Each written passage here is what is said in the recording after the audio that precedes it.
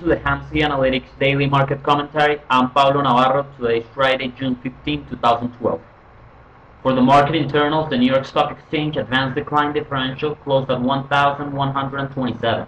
The Nasdaq advanced decline differential closed at 927. Both of them closed at the highs of the day, which was pretty positive, pretty much similar to yesterday's action. There were 36 new 52-week highs for the S&P 500 and 3 new 52-week lows for the S&P 500. Which was a good number for the number of 52-week highs, finishing almost at the highs of the week. For the new 52-week lows, we finished at the lows of the week, coming up as high as 12 52-week lows for the S&P 500. For the volatility, there were 680,000 contracts traded on the VIX today, with a 69 million in total premiums paid. For the dollar-weighted put-call ratio, we saw a 1.83 reading, with 44% of the total premiums paid in June, which was very bullish. In July, we saw 1.17, which is bullish, with 25% of the total premiums paid. And in August, we saw 2.36, with 11% of the total premiums paid, again, very bullish. Okay, here we have the daily chart for SPX. As you can see here, we broke the resistance that we had drawn here this week. We broke the inverted head and shoulders that we were forming. Pretty positive action today. You can see here, everything was broken. We were up today 1% again. We rallied into the close pretty good. Now we have Sunday's election in Greece. So we're going to see what happens there. We're right now at positive 2 sigma on the daily chart. If we go to the weekly chart on SPX, you can see here, we had a good reversal. We were down for the week and now we ended up. We're now the next target here on SPX. We need to break the 1360 level, which is the 0 line. So that's going to be our next target here on the weekly chart. As you can see here, we had a nice rounding bottom. Now we're going here higher. We're going to see if we're able to test the 1360 level on SPX. That's going to be our next target here on the weekly chart. Here we have the daily chart for the SPY. As you can see here, another good day. We were higher than yesterday's high. Yesterday was 134. Today was 134.26, which was pretty good. As I had mentioned yesterday, the short side was pretty much limited because of yesterday's news. Today we confirmed that. Looks like we're going higher here on this trend line. Target here is around 36.6. That's going to be the 3 sig on the daily chart. So those are the levels that we're looking at on the daily chart. Pretty much consistent with the one on the weekly that we just mentioned on SPX. Let's just look at it here. Look at a good hammer here, maybe almost a hammer formation here on the weekly chart. Good reversal from the low starting there. So as I mentioned here, we're turning around. Next target here is the 136.15, which is the 0 sig line on the weekly. That's going to be critical.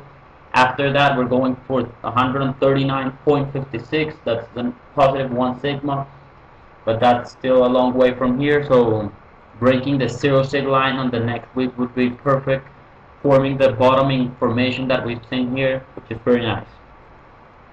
If we look at the intraday action on SPY, you can see here, this is the 5-minute chart. Let's look at the 30-minute chart. You can see here, we opened. Again, we tried to start selling off, same as all days, and then we just rallied higher the whole day, and look how momentum increased at the end of the day, finishing basically at the highs of the day. The futures did close at the highs of the day, which was pretty positive. We're going to see if Monday we continue to go higher. Momentum surely looks like we are going to go higher. If we look at the CI dip on the daily chart, it's now going up. We now formed here, you can see here it's going up on CI, and CI dip is now higher, which is pretty good. So let's see what Monday brings, and that's it for the SPY. Okay, now looking at GLD, we had a flat day today, not much happening in the intraday. But again, as you can see here, basically a doji here, we are still above the trend line that we've drawn here to the upside. Looks like the upside is still going higher. Again, we want to test this high here around the 59 level, break this high, and then go to the 62 level right now. But We're watching at the 61.50, which is the weekly chart resistance that we were watching. Again, on the weekly chart for gold. Here, let's look at the CI flat, CID flat. That's the only thing that concerns me. We don't want to go lower from here on CI and maybe break this short trend line that we have drawn here. And on the weekly right here, we had a positive week. We did not have an outside week, which was, it would be very interesting to see. So to the upside, we're looking at the 0.6 line. This is going to be the resistance at 61.12. That's going to be the target on the upside here on gold. So we want to see what happens there. And as I mentioned, if we do get over it, well, we're probably going to test this 70s, 170. But if not, if we do go and bounce here, get a high here and bounce back, probably come back and test the 49, 48 levels. So those are going to be the targets to look. The 0.6 line, which is at 161. If we bounce back, we're going to test the lows at 148, and if not, we're going higher to 171. So next week's going to be a critical week for gold. We want to see what happens here. As I mentioned here on the longer term chart for the weekly, we do have a resistance here at 61.12 exactly, basically at the level we were watching a chart ago on the 0.6. So we want to see it breaking this trend line or bouncing back. So that's what we're watching on gold, a bounce back or a break of the trend line that we have here. Okay, here we have the VIX chart. This is the last chart we're going to look at. As you can see here, we had a down day today, 2.5% lower for the day. On the VIX, this was positive. Again, as I mentioned yesterday, we want to see the VIX below 20, still not there. We're right now at 21.11, so we'll still have some ground to go, but we're making progress. Another interesting was that we bounced back from the 0.6 line on the volatility, which was good. We were not able to break up higher, so that's positive here on the VIX for the market to go higher again. On the weekly chart for the VIX, you can see here a big reversal on the weekly chart. Looks like we're forming a top here. Not the best reading to have for a top, still a little low, but looks good. We basically finished at the lows of the week, which was positive for the market. We want to see next week or the week after breaking the 0.6 line at 1885.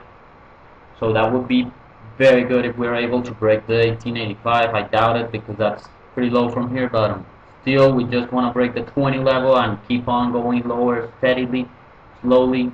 So that would be good for the market. Here we have the number of 52-week highs and 52-week lows for the S&P 500 on the per day. You could see here today we had 37 new 52-week highs for the S&P 500 and only 3 new 52-week lows, which was very good. Looks like we're bouncing back again. We want to see again 60s or 70s before taking a break. So this is positive. Let's see for the week, on the weekly chart, how it went. We went 37 52-week highs for the S&P 500 and 3 new 52-week lows, but look at the lows, we're as high as 12 and we came back to 3, which is good.